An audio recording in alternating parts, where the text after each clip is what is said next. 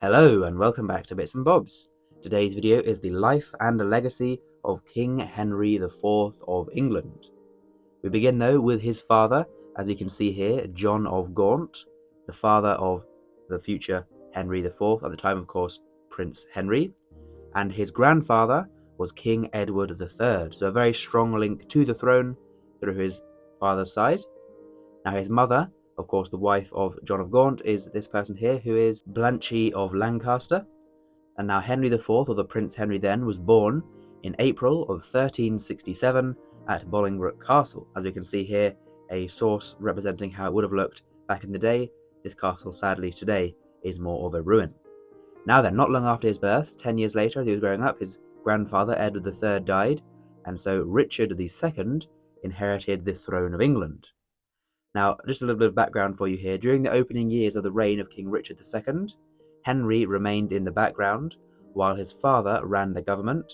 When Gaunt departed for an expedition to Spain in 1386, Henry entered politics as an opponent of the crown. So Henry was an opponent of Richard II from the early years. Now this feud resulted in Richard II seizing Henry's family land, and when Henry's father John of Gaunt died in 1399, Richard II blocked Henry's inheritance. So of course, not liking this, Henry decided to usurp the throne. He had arguably a stronger claim than Richard, and after how Richard had treated him, he decided the throne was to be his. And Richard II was very unpopular, and Henry was popular, so he was able to raise an army of loyalists to him against Richard II, and he usurped the throne, meaning Richard II was forced to abdicate on the 30th of September in 1399. After successful usurpation by King Henry IV, who becomes king on the 30th of September 1399. So there we are. Now his coronation is held only a few months later, on the 13th of October in Westminster Abbey, of course, where all the kings and the queens have their coronation and are crowned the king or the queen. Here we can see a source depicting King Henry IV at his coronation receiving the crown. Here's another one, and now this secures him as the position of King of England. So now that he is king, we will begin a timeline of the key events from the reign of King Henry IV. So let's begin. Now, the year after he was crowned in 1400, the Epiphany plot against him fails. Now at this time, when this was planned, King Henry IV was staying in Windsor Castle, as we can see there. And now the traitors who planned against him were killed. These traitors were the Earl of Kent, who tried to get Henry off the throne, but he was killed for it.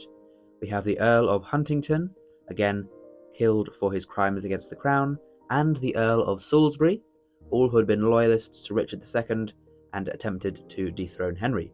Also in 1400, at Pontefract Castle, that we can see here, where Richard II was being held, Richard II died of starvation in Pontefract Castle in the year 1400, only a year after he lost the throne. In 1401, Henry IV agreed a summer truce with France, so there was peace for a while. In 1402, the Scottish invaded Northumberland at the north of England, and so Henry IV defeated them and drove them back into Scotland, securing the English-Scottish border. Now, but it was worth mentioning, of course, that he had two wives. His first wife, Mary de Bohun, he married in 1380 up to 1394 when she died. So this was his first marriage, and there were 6 children of this marriage, most famously his son Henry, who would go on to be King Henry V. Now he did marry again in 1403. Henry IV married Joan of Navarre, as you can see here to the right, so his second wife, and they had many children again, no one of particular note, but of course they are of course important, so I will list them here as we can see, but none of them of course as important as his eldest son Henry. Now in 1405, Henry IV falls ill for the first time of repeated illness, and then in 1406, Henry IV, who has recovered, captures and imprisons the future James I of Scotland. So a future king of Scotland is imprisoned in England. So again, tensions between the two countries. In 1409, Henry IV's son, Prince Henry, takes much power from the ill Henry IV, and then on the 20th of March in 1413, Henry IV dies of exhaustion from his illness. And you can see here a source of him looking a bit unwell. Now he did, at this time, was staying inside Westminster Abbey, and he did die in Westminster Abbey in 1413, and he was then moved and buried in Canterbury Cathedral as per his request, where he lays to this day.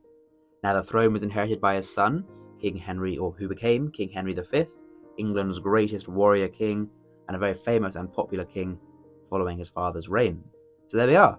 Comment down below any extra facts that you know about King Henry IV. Please subscribe if you've enjoyed. Thank you for watching, and we'll see you again soon for some more coins in the future on Bits and Bobs. Bye for now.